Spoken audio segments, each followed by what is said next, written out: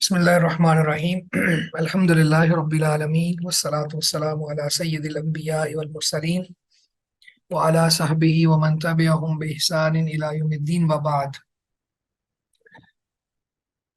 وعن سليمان بن بريدة عن أبيه رضي الله عنهما قال. سلیمان بن بریدہ اپنے والد یعنی حضرت بریدہ رضی اللہ عنہ سے بیان کرتے ہیں کہ انہوں نے فرمایا کان رسول اللہ صلی اللہ علیہ وسلم یعلمہم اذا خرجوا الی المقابر، کہ نبی مکرم صلی اللہ علیہ وسلم یعلمہم ان کو سکھایا کرتے تھے، اذا خرجوا جب وہ نکلے الی المقابر قبرستان میں، قبروں کی طرف. تو جب قبرستان میں صحابہ کرام جائیں تو آپ انہیں یا جاتے تو آپ انہیں یہ دعا سکھلاتے: السلام علی اہل الدیار من المؤمنین والمسلمین وَإِنَّا إِن شَاءَ اللَّهُ بِكُمْ لَلَاحِقُونَ. السلام علی اہل الدیار، تم پر سلامتی ہو اے گھر والوں. یعنی اے تو یہاں نہیں ہے، السلام اگلی حدیث میں ہے علی اہل الدیار، گھر والوں پر سلامتی ہو ان گھر والوں پر، من المؤمنین مومنوں میں سے، والمسلمین اور مسلمانوں میں سے، وَإِنَّا إِن شَاءَ اللَّهُ بِكُمْ لَلَاحِقُونَ اور بے شک ہم انشاءاللہ تمہارے ساتھ البتہ ملنے والے ہیں، ملحق ہونے والے ہیں، تمہارے ساتھ ملنے والے ہیں. اسأل اللہ لنا ولکم العافیہ، اسأل اللہ میں اللہ سے سوال کرتا ہوں، لنا اپنے لیے، ہمارے لیے، ولکم اور تمہارے لیے، العافیت عافیت کا.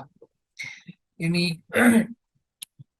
میں اپنے لیے، یعنی اپنے جو ہم زندہ لوگ ہیں ان سب کے لیے اور تمہارے لیے اللہ سے عافیت مانگتا ہوں.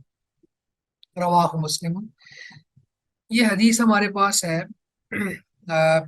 قبروں کی زیارت کے جو آداب ہیں ان میں، یا زیارت قبور میں جو دعائیں اللہ کے نبی صلی اللہ علیہ وسلم سے ثابت ہیں ان میں سے ایک دعا یہ بھی ہے.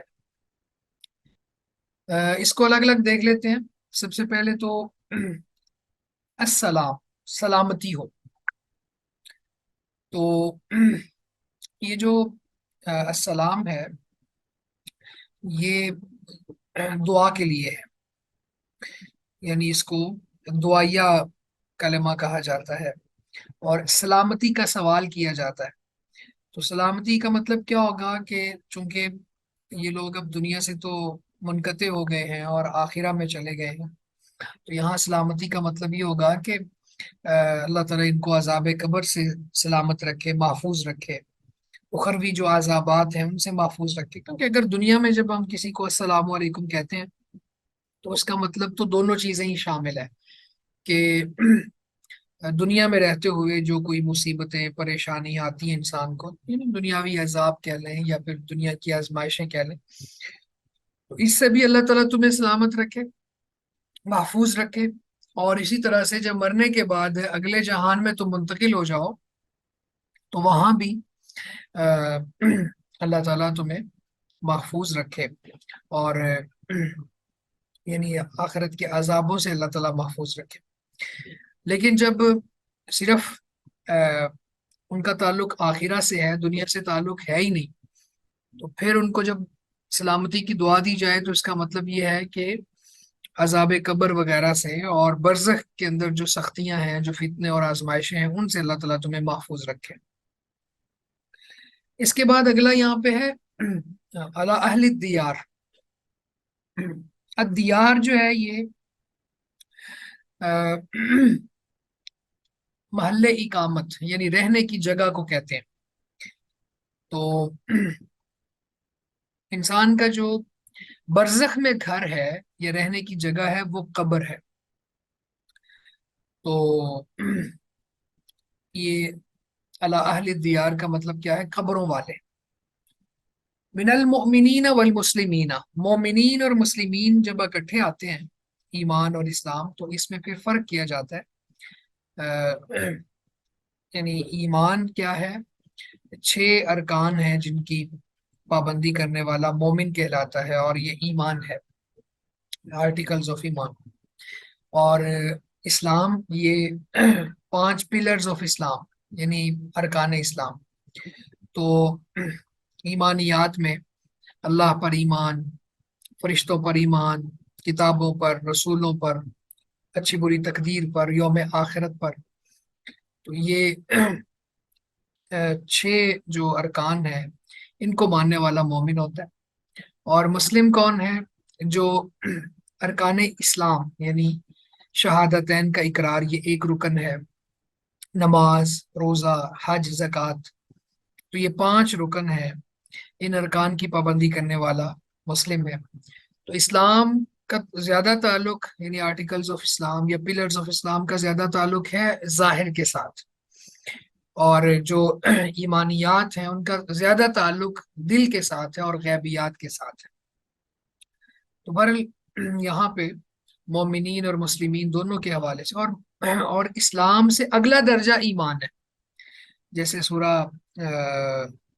الحجرات میں اللہ تعالیٰ نے فرمایا نا کہ قالت الاعراب آمنا، اعراب نے یعنی دیہاتیوں نے کہا کہ ہم ایمان لائے۔ تو اے نبی آپ ان سے کہو کہ تم ایمان نہیں لائے، بلکہ یوں کہو اسلمنا، ہم اسلام لائے۔ تو ابھی تک تمہارے دلوں میں ایمان داخل نہیں ہوا، تو اسلام لے آئے ہو، ایمان ابھی تک تمہارے دلوں میں راسخ داخل نہیں ہوا، تو اس کا مطلب یہ ہے کہ ایمان اسلام سے اگلا درجہ ہے۔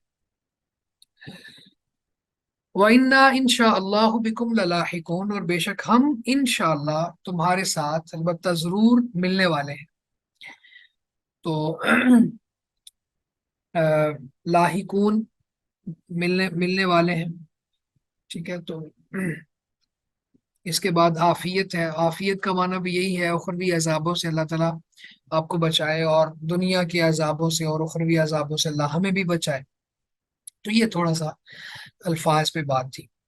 اب آتے ہیں کہ اس حدیث سے ہمارے پاس کیا مسائل اخذ ہوتے ہیں۔ تو سب سے پہلا جو مسئلہ یہاں پہ اخذ کیا جا سکتا ہے وہ یہ ہے کہ بریدہ رضی اللہ تعالیٰ عنہ نے جو بیان کیا ہے کہ کانا رسول اللہ صلی اللہ علیہ وسلم یعلمہم، اللہ کے نبی صلی اللہ علیہ وسلم ان کو یعنی صحابہ کرام کو تعلیم دیتے تھے، اذا خرجوا الی المقابر، جب وہ قبرستان کی طرف نکلتے۔ تو یہ دعائیں سکھلانا، اسی طرح سے آداب بتلانا، تعلیم دینا، تو اللہ کے نبی صلی اللہ علیہ وسلم بہت بڑے معلم تھے۔ تو ایک تو بات یہ ہے کہ اللہ کے رسول صلی اللہ علیہ وسلم صحابہ کرام کی تربیت کا، تعلیم کا بہت بندوبست کرتے تھے، اور بہت زیادہ اس پر اپنے صحابہ کی خیر خواہی چاہتے تھے۔ تو اسی طرح آج بھی کوئی معلم ہے یا مربی ہے تو اس کو چاہیے کہ وہ تعلیم دیتا رہے، اور اس کے لیے اس کو وقت خرچ کرنا پڑتا ہے تو کرے، اس کے لیے اس کی صلاحیتیں اگر صرف ہوتی ہیں تو ہوں، اور وہ بہت زیادہ اہتمام کے ساتھ، انتظام کے ساتھ اپنے طلباء کو، طالبات کو تعلیم دے۔ تو ایک بات تو یہاں سے یہ سمجھ۔ دوسری بات یہ ہے کہ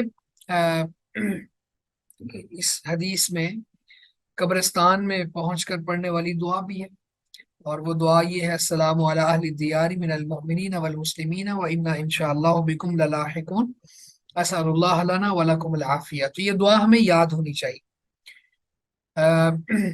اس سے بھی بڑھ کے ایک بات جو ویسے پیچھے بھی بڑی تفصیل سے بات ہو چکی ہے، تو قبرستان میں جانا چاہیے، کیونکہ یہ آخرہ کو یاد کرواتے ہیں، یعنی قبروں کو دیکھنا۔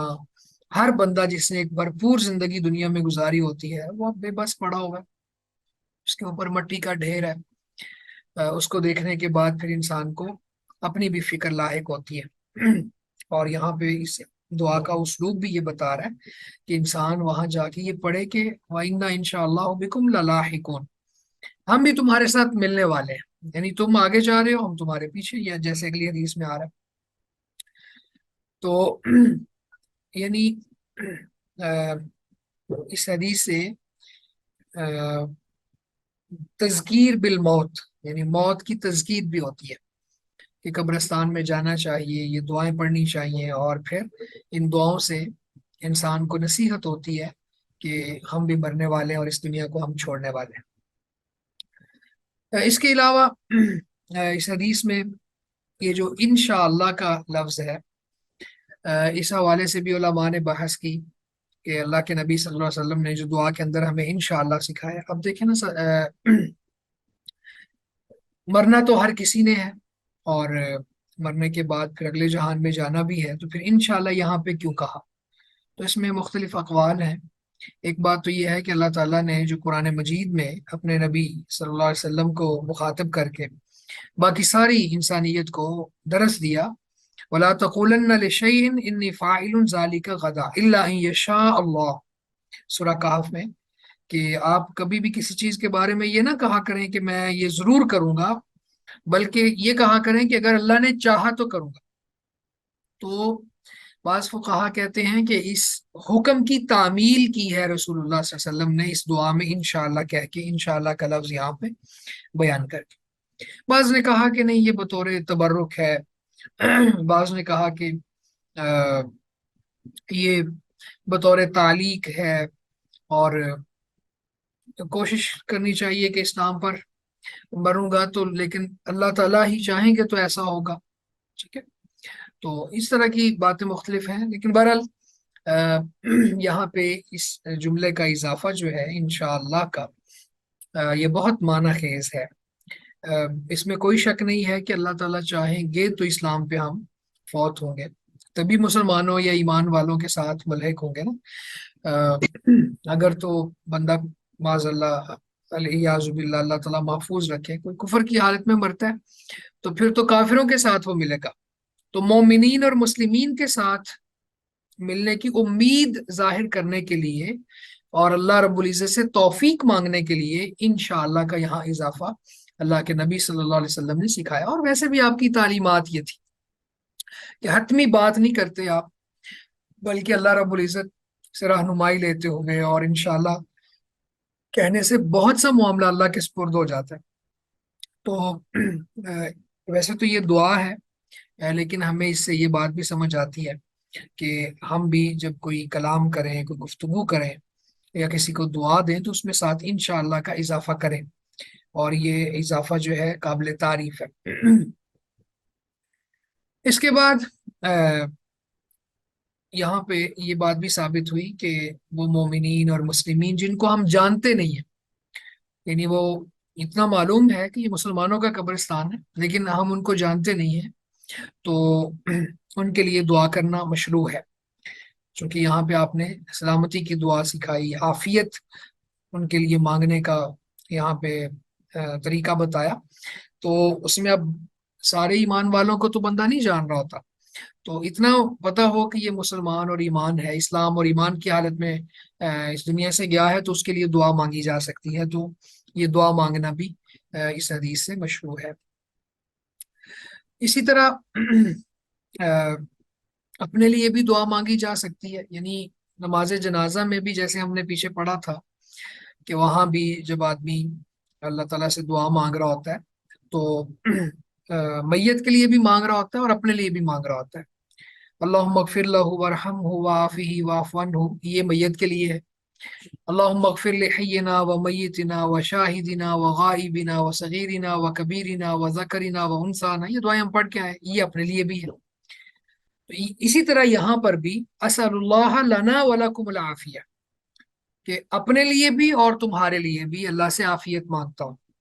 تو اس حدیث سے یہ بات بھی ظاہر ہوتی ہے، اور یہ مسئلہ بھی مستنبط ہوتا ہے کہ اپنے لیے بھی وہاں قبرستان پر جا کے بھی دعا مانگی جا سکتی ہے۔ انسان وہاں پہ اللہ کے قریب ہوتا ہے اور اس کے اندر خشوع و خضوع آیا ہوتا ہے، دنیا سے وہ زہد میں ہوتا ہے، تو اس وقت پھر وہ اپنے لیے بھی بہت سی دعائیں مانگ سکتا ہے، مانگنی بھی چاہیے۔ تو یہ بھی یہاں سے اس حدیث میں ثابت ہوتا ہے۔ تو بہرحال سلیمان بن بریدہ اپنے والد یعنی بریدہ رضی اللہ تعالیٰ عنہ سے کہتے ہیں کہ انا رسول اللہ صلی اللہ علیہ وسلم یعلمہم اذا خرجوا الی المقابر، کہ اللہ کے نبی صلی اللہ علیہ وسلم صحابہ کرام کو कब्रिस्तान जाने की दुआ सिखाया करते थे, अस्सलामु अला अहलि दियारि मिनल मुमिनीन वल मुस्लिमीन व इन्ना इंशाअल्लाहु बिकुम ललाहिकुन। सलामती हो इन घर वालों पर, मोमिनीन में से, मुस्लिमीन में से, और बेशक हम अगर अल्लाह ने चाहा तो तुम्हारे साथ अलबत्ता मिलने वाले हैं। असदुल्लाह लना व लकुमुल आफिया, मैं अल्लाह से अपने लिए और तुम्हारे लिए आफियत मांगता हूँ। तो ये दुआ हमें याद करनी होगी। अच्छा, इसी तरह अहले दियार से ये बात भी समझनी चाहिए कि हमारा बरज़खी घर कब्र है, तो उसके लिए भी तैयारी करनी है। इसके बाद अगली हदीस है अब्दुल्ला बिन अब्बास रजी अल्लाह अन्हुमा से, काला कहते हैं, मर्रा रसूलुल्लाह सल्लल्लाहु अलैहि वसल्लम बिकुबूर मदीना, अल्लाह के नबी सल्लल्लाहु अलैहि वसल्लम मदीना मुनव्वरा की कब्रों के पास से गुजरे। फ़अक़बल अलैहिम बिवजहिही फ़क़ाल, फ़अक़बला बस आप मुतवज्जे हुए, अलैहिम उन पर, बिवजहिही अपने चेहरे के साथ, फ़क़ाल बस आपने फरमाया, अस्सलामु अलैकुम या अहलल क़ुबूरी, तुम पर सलामती हो ए कब्रों वालों, यग़फ़िरुल्लाहु लना व लकुम, अल्लाह हमें भी मुआफ करे और तुम्हें भी। अंतुम सलफुना, तुम हमसे आगे जाने वाले हो। वनहनु बिल असर, और हम तुम्हारे पीछे आने वाले हैं, हम तुम्हारे पीछे आने वाले हैं। रवाहु तिरमिज़ी व क़ाला हसन।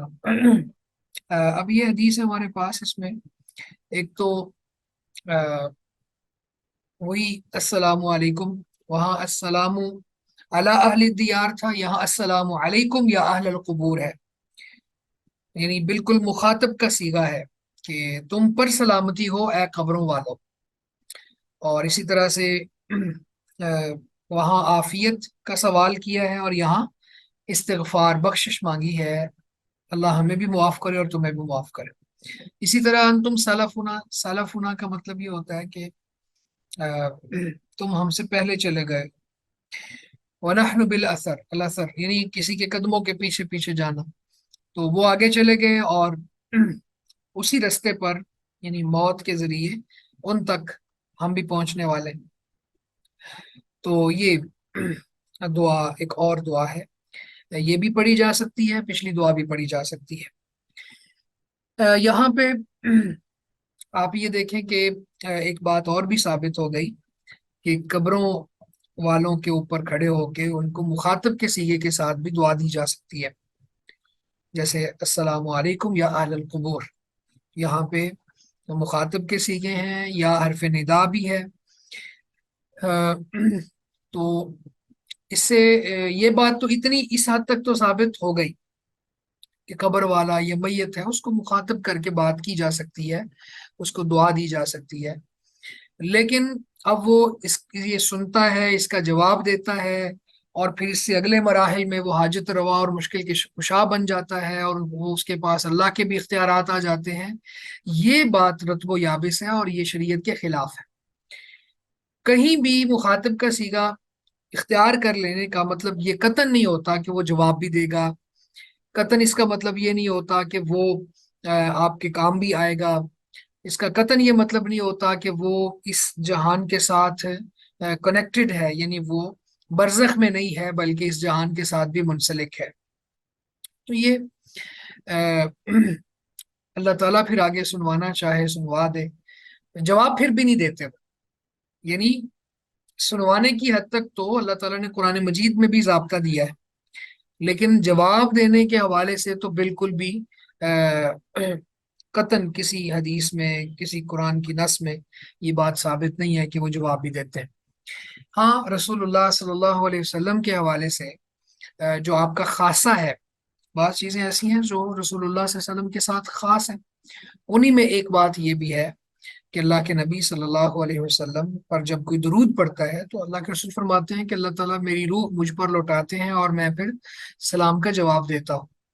और किस तरह देते हैं, फिर वही बात है, बरज़ख है, अल्लाह ताला जिस तरह चाहते हैं उसी तरह देते हैं। हमारे पास इस बात का इल्म नहीं है, इससे ज्यादा इल्म नहीं है, तो इसलिए फिर क्या सराइयों से काम लेना या फिर अ, यानी मुशाबत और तशबीह और तमसील और इस तरह की चीजों पे पढ़ना, ये बिल्कुल जायज नहीं होगा यहाँ। تو بہرحال یہاں پہ السلام علیکم یا اہل القبوری، تم پر سلامتی ہو اے قبروں والو، یغفر اللہ لنا ولکم، اللہ تعالیٰ ہمیں بھی معاف کرے اور تمہارے لیے تمہیں بھی معاف کرے۔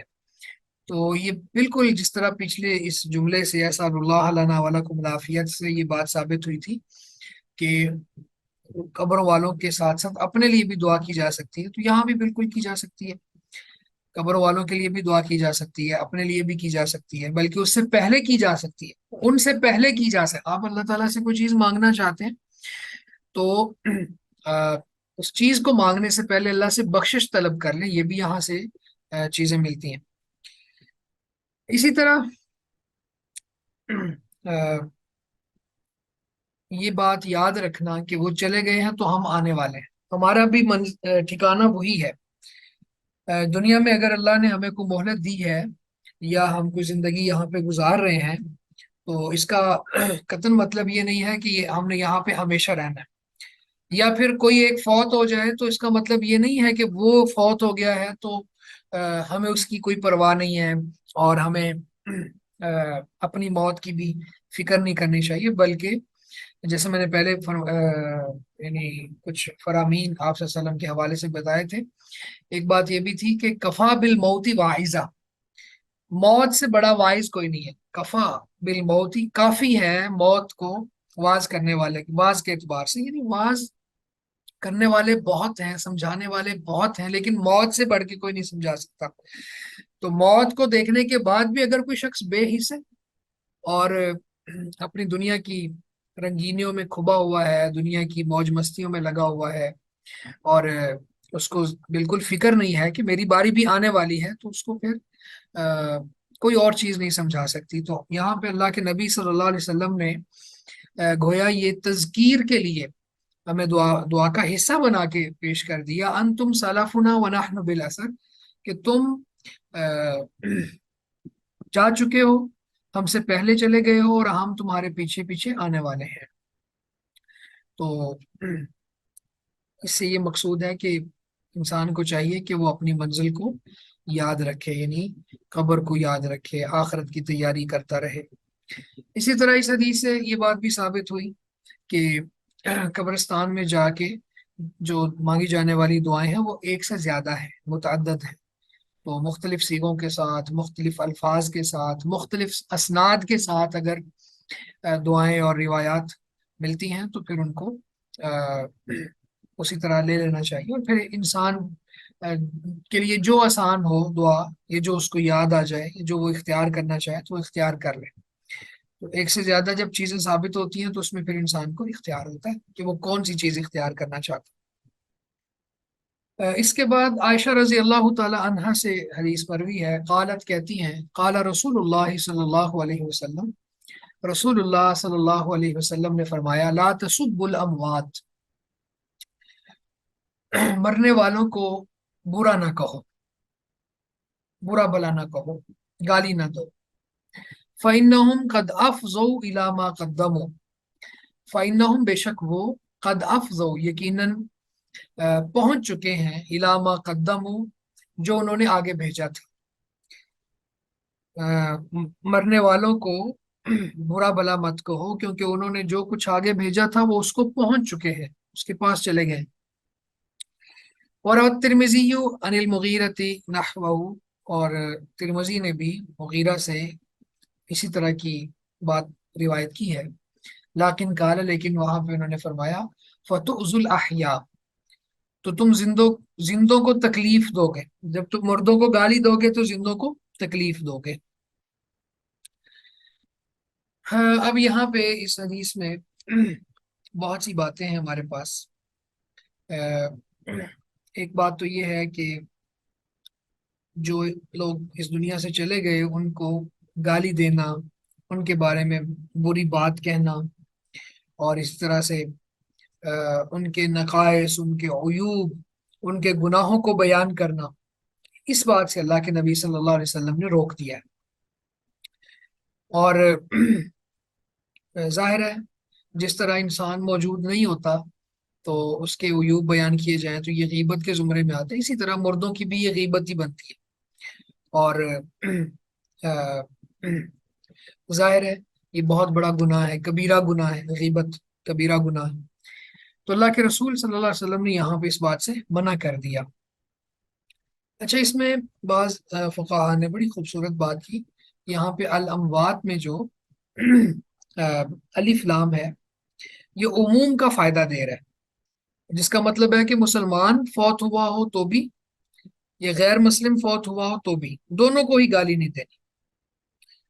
اور جی ہم بات کر رہے تھے عائشہ رضی اللہ تعالیٰ عنہ کی حدیث پر، وہ کہتی ہیں کہ رسول اللہ صلی اللہ علیہ وسلم نے فرمایا لا تسب الاموات،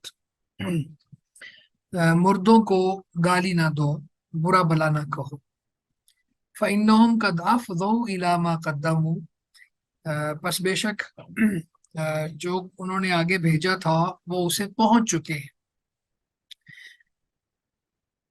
اس میں ابھی ہم بات کر رہے تھے کہ الاموات پہ جو الف لام ہے، یہ عہد کا ہے، عموم کا فائدہ دے رہا ہے، اور اس سے بعض فقہا کہتے ہیں کہ کافر اور مسلمان دونوں ہی شامل ہیں۔ بہرحال کفار کے حوالے سے ایک بات تو طے شدہ ہے کہ اگر وہ کفر کی حالت میں اس دنیا سے گئے ہوں تو ان پر کسی علت کی وجہ سے، یا اس وجہ سے کہ لوگ اس کے کفر سے ڈریں اور زندوں کی خیر خواہی ہو، تو کافر کو برا بلا کہنے میں کوئی حرج نہیں، اور اس کے دلائل بھی ہیں۔ جیسے سورہ اللہب ہے، بسم اللہ الرحمن الرحیم، تبت یدا ابی لہب و تب، اب وہ قیامت تک یہ صورت پڑھی جائے گی، اور اس کے اندر اس کے بارے میں اس کا تذکرہ ہے جو برے الفاظ میں ہے۔ اسی طرح کسی کافر کو اس لیے برا بلا کہنا کہ اس نے مسلمانوں کا جینا محال کیا ہو، اور مسلمانوں کے خلاف بہت زیادہ سازشیں کرتا ہو، تو ایسے کفار کو بہر صورت برا بلا کہنے میں کوئی حرج نہیں ہے۔ باقی یہ ہے کہ انسان اپنی سائڈ پہ صحیح چلے، یعنی اس کو چاہیے کہ وہ اپنی زبان کو پاکیزہ رکھے، اور بہت ضرورت کے تحت ہی کوئی ایسی بات کرے، اس کے علاوہ وہ اجتناب کرتا رہے۔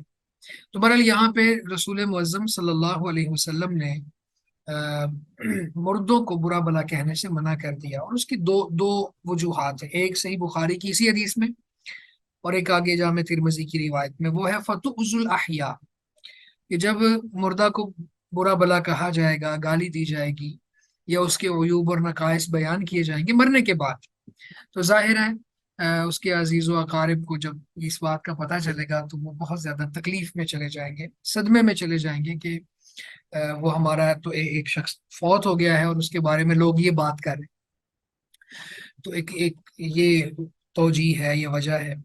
دوسرا یہ ہے فَإِنَّهُمْ قَدْ أَفْضَوْا إِلَى مَا قَدَّمُوا، اب جب وہ برے تھے اور اس دنیا سے چلے گئے، تو بعد والوں کو چاہیے کہ وہ خاموش رہیں اور زیادہ بات نہ کریں، کیونکہ اب ان کا معاملہ اللہ کے سپرد ہے، یہ ہے معنی فَإِنَّهُمْ قَدْ أَفْضَوْا إِلَى مَا قَدَّمُوا، کہ بے شک وہ جو انہوں نے آگے بھیجا تھا اس کو پہنچ چکے ہیں، تو ان کا معاملہ اب اللہ کے سپرد ہے، اب وہ جزا اور سزا جو بھی بھگت رہے ہیں وہاں پہ، تو اس لیے بعد والوں کو چاہیے کہ وہ اس پہ زیادہ بات نہ کریں۔ اب آپ یہ دیکھیں کہ یہاں پہ عام مسلمانوں کے حوالے سے بات ہے، اور عام عام مردوں اور فوت ہونے والے لوگوں کے حوالے سے بات ہے کہ ان کے بارے میں کوئی ان کی برائی نہیں کرنی، اور ان کی غیبت نہیں کرنی، اور ان کے گناہ، عیوب اور نقائص کو بیان نہیں کرنا۔ تو بعض لوگ اتنے ہٹ درم ہیں اور عقیدے کی اتنی بڑی خرابی میں مبتلا ہے کہ صحابہ کرام رضوان اللہ علیہم اجمعین، جن کے بارے میں اللہ کے رسول نے واضح طور پر ارشاد فرمایا لا تسبوا اصحابی، میرے اصحاب کو برا نہ کہو، میرے اصحاب کو گالی نہ دو، تو اب صحابہ کرام اس دنیا میں نہیں رہے اور ایمان کی حالت میں اس دنیا سے گئے ہیں۔ صحابی کی تعریف یہ ہے کہ جو ایمان کی حالت میں اس دنیا سے گیا ہو، اور ایمان کی حالت میں اس نے اللہ کے رسول صلی اللہ علیہ وسلم کو دیکھا ہو۔ تو صحابہ کرام کی ذات پر تان کرنے والے لوگ بھی آج کل موجود ہیں۔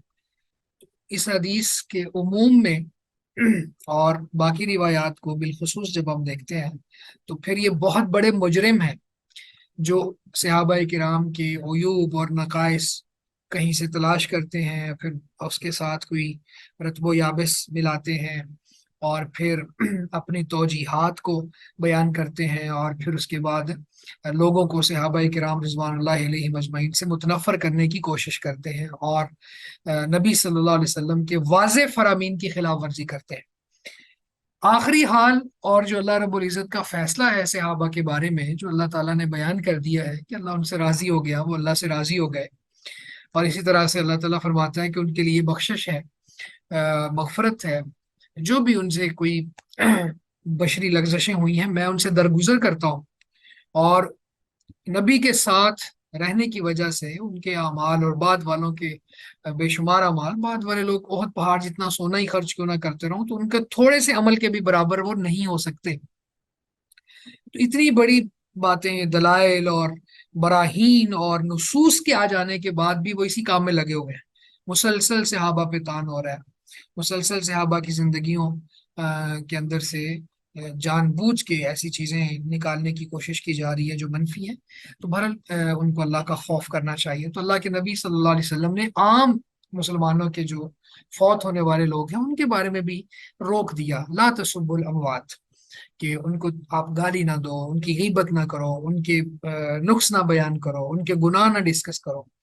فإنهم قد افضوا الى ما قدموا، بس بے شک وہ جو انہوں نے کیا تھا اس تک پہنچ گئے ہیں۔ اسی طرح آپ نے فرمایا فتؤذوا الاحیاء، تو زندوں کو تکلیف نہ دو۔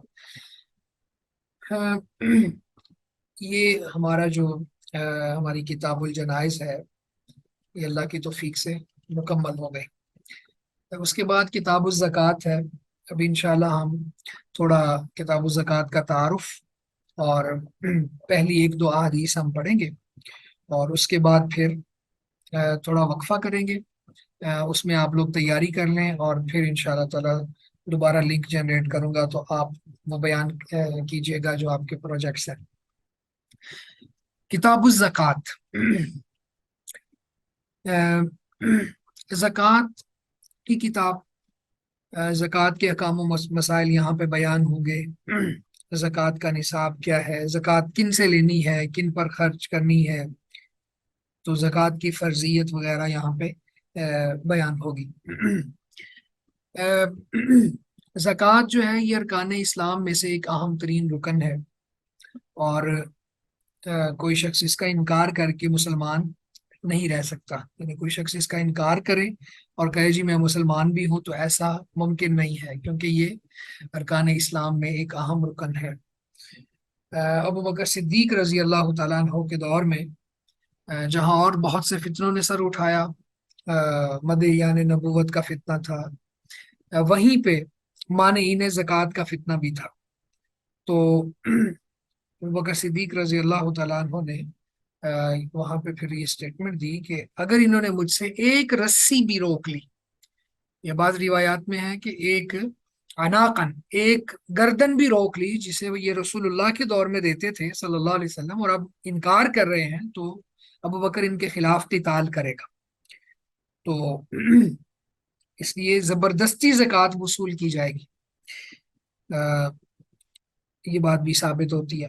تو بہرحال زکوٰۃ کا جو لفظی معنی ہے، اس کا معنی ہے کسی چیز کی نشو و نما یا بڑھنا۔ تو جیسے زکا زرع، کھیتی بڑی، اس نے نشو و نما پائی، تو لفظی اعتبار سے یہ۔ اور زکوٰۃ کا شرعی معنی یہ ہے کہ معین مال سے ایک خاص حصہ نکالنا اور ایک خاص جگہ پہ خرچ کرنا۔ تو زکوٰۃ کے حوالے سے قرآن مجید نے اس کا ایک بہت بڑا فائدہ بیان کیا ہے۔ اللہ تعالیٰ اپنے نبی سے کہتے ہیں خذ من اموالہم صدقہ تطہرہم وتزکیہم بہا، کہ نبی ان کے اموال سے صدقہ لے لیجئے۔ صدقہ، زکوٰۃ، اس پہ بھی ہم بات کریں گے مزید۔ تھوڑا یہ سمجھ لیں کہ زکوٰۃ، فرضی زکوٰۃ جو ہے اس کے اوپر صدقہ کا لفظ بھی بولا جاتا ہے، اور نفلی جو صدقہ ہے اس کے اوپر بھی زکوٰۃ کا لفظ اور صدقے کا لفظ بولا جاتا ہے۔ تو یہ آپس میں ایک دوسرے کے اوپر ان کا اطلاق ہوتا رہتا ہے۔ تو پھر سیاق و سباق ہمیں بتاتا ہے، اور پھر شریعت کی نصوص وضاحت کرتی ہیں کہ یہ جو صدقہ ہے یہ فرضی صدقے کے معنی میں ہے، یعنی زکوٰۃ کے معنی میں ہے، اور یہ جو صدقہ کا لفظ ہے یہ نفلی صدقات کے معنی میں ہے. تو خذ من اموالہم صدقہ، ان کے اموال میں سے صدقہ لیجئے یعنی زکوٰۃ لیجئے. یہاں پہ امر ہے خذ. تطہرہم وتزکیہم بہا، تو یہ چیز انہیں پاک کر دے گی اور انہیں صاف کر دے گی، یعنی ان کے اموال بھی پاک ہو جائیں گے اور یہ ان کا بھی تزکیہ ہو جائے گا. تو زکوٰۃ دینے سے انسان کے گناہ بھی معاف ہو جاتے ہیں، اس کا مال بھی پاک ہو جاتا ہے، اور ظاہری اور باطنی طور پہ اس کو طہارت ملتی ہے. اور پھر اسی طرح سے انسان کے گناہ بھی ختم ہوتے ہیں. جیسے اللہ کے نبی صلی اللہ علیہ وسلم نے فرمایا کہ صدقہ جو ہے یہ گناہوں کو مٹا دیتا ہے جس طرح پانی آگ کو بجھاتا ہے. اور پھر زکوٰۃ دینے سے، صدقہ دینے سے مال میں بہت زیادہ برکت اللہ تعالیٰ نازل کر دیتے ہیں. اور زکوٰۃ روک لینے سے اللہ کے رسول صلی اللہ علیہ وسلم نے فرمایا کہ اللہ تعالیٰ پھر بارشیں روک لیتے ہیں اور قحط سالیاں لوگوں کا مقدر بن جاتی ہیں. تو بہرحال یہ زکوٰۃ کی فرضیت بھی ہے، فضیلت بھی ہے، اور اس کا فائدہ بھی ہے. اور اسی طرح سے اللہ تعالیٰ نے قرآن مجید میں وَآتُوا حَقَّهُ يَوْمَ حَصَادِهِ، فصل کا جو صدقہ ہے یا زکوٰۃ ہے، کٹائی کے دن اس کا حق ادا کرو کہہ کے اس کو بھی واجب قرار دیا ہے. اسی طرح سے زکوٰۃ جو ہے یہ جو فرضی زکوٰۃ ہے وہ دیے بغیر چارہ نہیں ہے، اور وہ جو صاحب نصاب ہے اس کو بھی دینا پڑے گی، اور جو حاکم وقت ہے اس کو بھی چاہیے کہ وہ ضرور لے. یعنی یہ ایک ایسا فریضہ ہے جس کے اوپر اللہ رب العزت نے حاکم وقت کو باؤنڈ کیا ہے کہ وہ اس کو ادا کرے اور لوگوں سے زکوٰۃ وصول کرے. ابھی یہ ہم عبداللہ بن عباس رضی اللہ عنہما کی حدیث دیکھ لیتے ہیں. ان نبی صلی اللہ علیہ وسلم بعث معاذ رضی اللہ عنہ الی الیمن، کہ نبی رحمت صلی اللہ علیہ وسلم نے معاذ بن جبل رضی اللہ تعالیٰ عنہ کو یمن کی طرف جب بھیجا اور وہاں کا گورنر بنایا، ذمہ دار بنایا، فذکر الحدیث، تو پوری حدیث ذکر کی، وفیہ، اور اس میں یہ بھی ہے ان اللہ قد افترض علیہم صدقۃ فی اموالہم، بے شک اللہ تعالیٰ نے افترض علیہم، ان پر فرض کیا ہے، صدقۃ، صدقہ، زکوٰۃ، فی اموالہم، ان کے مالوں میں. بے شک اللہ تعالیٰ نے، یقیناً اللہ تعالیٰ نے ان پر ان کے مالوں میں زکوٰۃ کو فرض کیا ہے. تؤخذ من اغنیائہم، جو ان کے اغنیاء سے، مالداروں سے لی جائے گی. فترد فی فقرائہم، اور وہ ان کے فقیروں پر لوٹا دی جائے گی، یعنی ان کے امیروں سے لی جائے گی اور ان کے فقیروں پر لوٹائی جائے گی. اب یہاں پہ ایک بات جو سب سے اہم وہ یہ ثابت ہوئی کہ نبی صلی اللہ علیہ وسلم نے یہ بات ارشاد فرمائی کہ ان اللہ قد افترض علیہم صدقۃ فی اموالہم، کہ اللہ تعالیٰ نے ان کے مالوں میں صدقے کو فرض کر دیا، یعنی صدقہ یہاں پہ زکوٰۃ کے معنی میں ہے، تو زکوٰۃ کو فرض کر دیا ہے. دوسری بات جو آپ صلی اللہ علیہ وسلم نے یہاں پہ ارشاد فرمائی وہ یہ کہ زکوٰۃ کن لوگوں سے لی جائے گی، وہ ہے اغنیاء، یعنی جو صاحب نصاب ہے. نصاب کیا ہے؟ اور چاندی سونے کا نصاب، اور اسی طرح سے پھر گائے اونٹوں کا نصاب، اور پھر اس کے اوپر کتنی زکوٰۃ ہے، یہ ساری باتیں آگے انشاءاللہ آتی رہیں گی. سب سے پہلی بات جو یہاں پہ وہ یہ ہے کہ اغنیاء سے لی جائے گی. اغنیاء کا مطلب یہ ہے کہ صاحب نصاب لوگوں سے لی جائے گی، ایسے لوگوں کے اوپر زکوٰۃ کا نظام نافذ نہیں کیا جائے گا جو دے ہی نہیں سکتے. تو پہلی بات یہ ہے. اور دوسرا فترد فی فقرائہم، ان کے فقراء پر لوٹائی جائے گی، ان کے اغنیاء سے لے کر ان کے فقراء پر لوٹائی جائے گی. ابھی ہم بات کرتے ہیں مصارف زکوٰۃ کیا ہے، لیکن اس سے پہلے اغنیائہم میں جو ہم ضمیر ہے، فقرائہم میں جو ہم ضمیر ہے، یہ ضمیریں بتا رہی ہیں کہ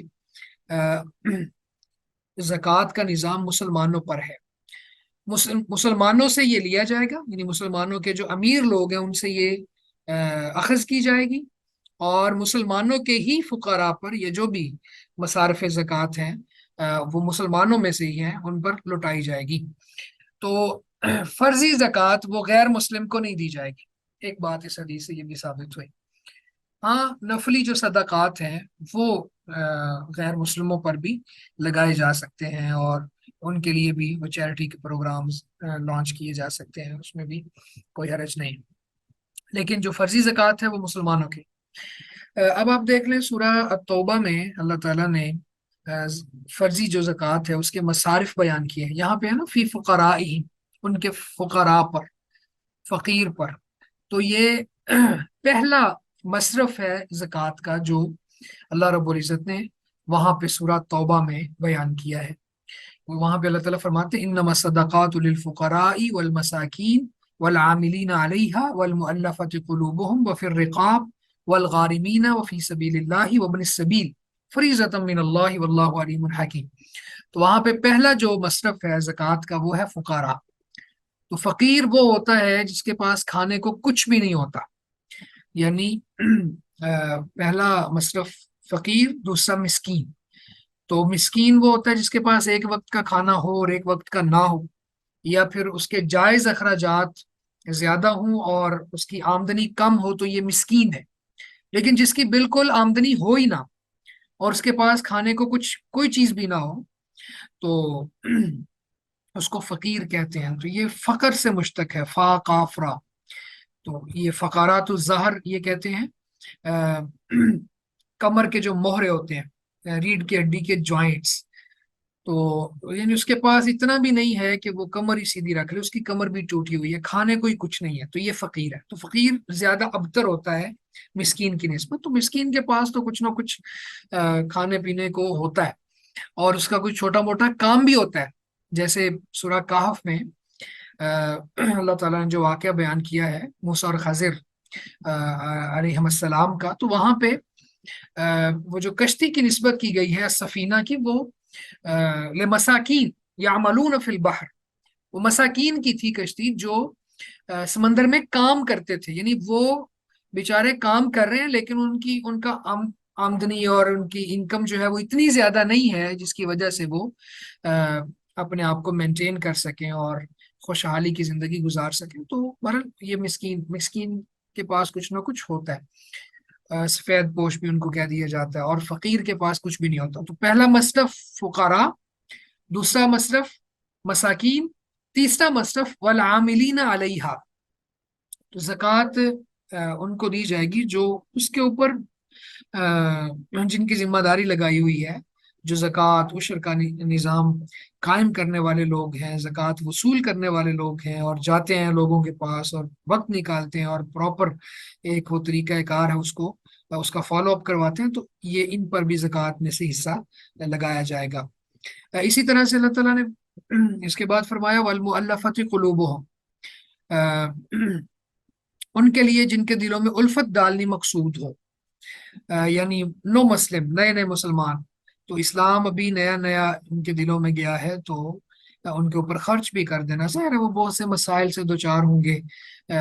اسلام قبول کرنے کے بعد ان کی فیملی ان کو ویلکم تو نہیں کرے گی، تو مالی مسائل کا بھی شکار ہوں گے۔ تو اللہ تعالیٰ نے یہاں پہ یہ بات بھی ارشاد فرمائی کہ ان پر بھی خرچ کیا جائے تاکہ وہ بڑوں کے ظلم و ستم سے محفوظ رہ سکیں، اپنے معاشی مسائل میں الجھ کے نہ رہیں، دل کے اندر اسلام راسخ ہو جائے تب تک آپ ان کے اوپر زکوٰۃ خرچ کرتے رہیں۔ اسی طرح وفر رقاب، اور فرمایا کہ گردنیں چھڑانے میں، یعنی غلاموں کو خرید کر آزاد کرنا، یا پھر ایسے مکاتب غلام جنہوں نے اپنی قسطیں ادا کرنے کا طریقہ کار ایک بنایا ہوا ہے اور معاہدہ کیا ہوا ہے، تو ان کے لیے بھی کوشش کرنا اور ان کو بھی آزاد کروانا۔ والغارمین، اور وہ لوگ جو قرض ادا نہیں کر سکتے، غارمین کا ویسے معنی ہوتا ہے جن کو کوئی چٹی پڑ گئی ہو، یا پھر تاوان وغیرہ کا شکار ہو گئے ہوں، یعنی ان کا بزنس فلاپ ہو گیا، مقروض ہو گئے، تو ایسے لوگوں کا قرضہ بھی ادا کیا جا سکتا ہے زکوٰۃ سے۔ اسی طرح وہ فی سبیل اللہ، تو فی سبیل اللہ کے اندر مجاہدین آ جاتے ہیں، جہادی ضروریات پہ خرچ کرنا، اور وابن السبیل مسافر، مسافر اگرچہ صاحب حیثیت ہی کیوں نہ ہو، لیکن سفر کی حالت میں اگر اس کو ضرورت پڑ جائے تو اس پر زکوٰۃ میں سے خرچ کیا جا سکتا ہے۔ تو یہ 8 مصارف ہیں زکوٰۃ کے۔ تو اللہ کے نبی صلی اللہ علیہ وسلم نے فرمایا کہ تؤخذ من اغنیائی، ان کے اغنیا سے لی جائے گی۔ تو اس کا مطلب یہ بھی ثابت ہوگی بات کہ مسلمانوں کے فقراء سے کچھ بھی وصول نہیں کیا جائے گا۔ یہ آج کل حکومتیں جو ٹیکس کی مد میں وصول کرتی ہیں، یہ ظلم ہے۔ ٹیکس جو ہے جزیہ وغیرہ یہ کافروں پر لگایا جاتا ہے، مسلمانوں کے اندر صدقات اور زکوٰۃ کا نظام ہے۔ تو غریبوں کو تو شریعت یہ حکم دیتی ہے کہ ان کے اوپر خرچ کرو آپ، اور زکوٰۃ کا نظام منظم کرو، تاکہ امیر امیر تر اور غریب غریب تر نہ ہوتا ہو، ان کے درمیان جو فرق ہے وہ زکوٰۃ کی وجہ سے ختم ہوتا چلا جائے۔ تو لیکن اس کے باوجود لوگوں نے چونکہ اسلام کا نظام فالو نہیں کرتے، تو نہ کرنے کی وجہ سے وہ پھر یعنی سودی قرضے لینا، اپنی ہی عوام پر ٹیکس لگانا، غریبوں اور امیروں میں کوئی فرق نہ کرنا، اور دونوں کو ہی ٹیکسوں کے بوجھ تلے دبا دینا، تو اس سے پھر معاشرہ ترقی نہیں کرتا اور اللہ کی طرف سے برکت بھی ختم ہو جاتی ہے۔ تو بہرحال یہ حدیث ہمارے سامنے ہے، اس حدیث سے بہت سے مسائل اخذ ہوتے ہیں، کچھ ہم نے کر لیے۔ ایک مسئلہ یہ بھی یہاں سے اخذ کیا جا سکتا ہے کہ اسلام کا جو مزاج ہے وہ یہ ہے کہ مسلمانوں کو دوسرے علاقوں میں بھیجا جائے اور ان کو وہاں پہ ذمہ داریاں سونپی جائیں اور علاقے فتح کیے جائیں اور لوگوں کو دائرہ اسلام میں داخل کرنے کے لیے کوشش کی جائے، اور پھر وہاں پہ تبلیغ دین کا بھی فریضہ سر انجام دیا جائے، اور پھر زکوٰۃ کا نظام بھی قائم کیا جائے۔ تو اللہ کا دین اسلام، اس کا یہ مزاج ہے کہ اس نے پھیلنا ہے، اس نے پھولنا ہے اور پھلنا ہے، اس نے دنیا میں اپنا لوہا منوانا ہے۔ تو آپ دیکھیں کہ اللہ کے رسول نے معاذ رضی اللہ تعالیٰ عنہ کو بھیجا، اور وہاں پہ یہاں جا کے یہ کام کرنے ہیں، یہ ان کو بتائے۔ اسی طرح اس حدیث سے ایک بات یہ بھی سمجھ آتی ہے کہ اللہ کے نبی صلی اللہ علیہ وسلم یہ کام کر رہے تھے، اور وہ اسلام کی تبلیغ کے لیے، اشاعت کے لیے، دور دراز اس کو پھیلانے کے لیے بہت حریص تھے۔ اسی طرح اس حدیث سے یہ بات بھی اخذ ہوتی ہے کہ یہ زکوٰۃ فرض ہے۔ اس حدیث سے یہ بات بھی اخذ ہوتی ہے کہ اموال کے اندر زکوٰۃ لی جائے گی، یعنی زکوٰۃ مال میں واجب ہے۔ یعنی جس کے پاس مال نہیں ہے اس کو پھر نہیں کہا جائے گا بھی تم بھی دو، یعنی وہ صاحب نصاب نہیں ہے، اس کے پاس مال نہیں ہے، تو اس کے اوپر کوئی ٹیکس وغیرہ یا کوئی چیز بھی اس طرح سے نہیں لگائی جائے گی۔ اسی طرح اس حدیث سے یہ بات بھی سمجھ آتی ہے کہ جو عامل ہے، عامل کا مطلب یعنی جو عمل کرواتا ہے، جیسے معاذ رضی اللہ تعالیٰ عنہ تھے، یا والی اور حاکم ہیں، ان کو چاہیے کہ جو لوگ خود دے دیں، اغنیا آ کے زکوٰۃ دے دیں تو ٹھیک ہے، نہ دیں تو پھر اغنیا کے پاس جا کے لینی چاہیے۔ یعنی اس نظام کو جو اللہ کی طرف سے آیا ہے، اس کو اتنی پختگی سے نافذ کرنا چاہیے کہ جو کوئی آ کے زکوٰۃ خود پیش کر دیں، جی یہ ہمارے مال کی یہ زکوٰۃ بنتی ہے، تو ٹھیک ہے، اور جو لوگ پیش نہ کریں ان کے پاس جایا جائے، ان کے پاس عاملین کو بھیجا جائے، وہ جائیں اور وہاں سے لے کے آئیں۔ اور ابو بکر صدیق رضی اللہ تعالیٰ عنہ کا طرز عمل تو یہ بھی بتلاتا ہے کہ اگر کوئی نہیں دیتا زکوٰۃ تو پھر اس کے خلاف تلوار بھی اٹھائی جا سکتی ہے۔ میرا خیال ہے یہاں تک رکھتے ہیں انشاءاللہ۔